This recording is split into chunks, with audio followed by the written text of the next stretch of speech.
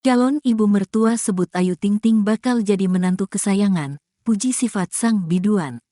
Ibu sambung Muhammad Fardana, Rakaya bersyukur anak laki-lakinya sudah menemukan belahan jiwanya yakni Ayu Ting Ting. Rakaya menilai Fardana dan Ayu saling klik satu sama lain. Bahkan kata Rakaya, selain saling menyayangi Ayu dan Fardana juga saling melengkapi.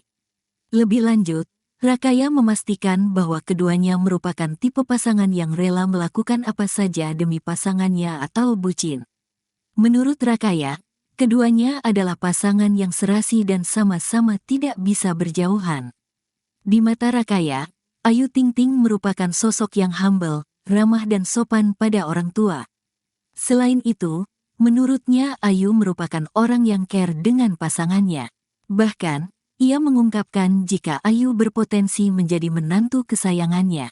Sebagai ibu, Rakaya pun selalu mendoakan agar rencana pernikahan Ayu Ting Ting dan Muhammad Fardana dipermudah jalannya oleh Allah SWT.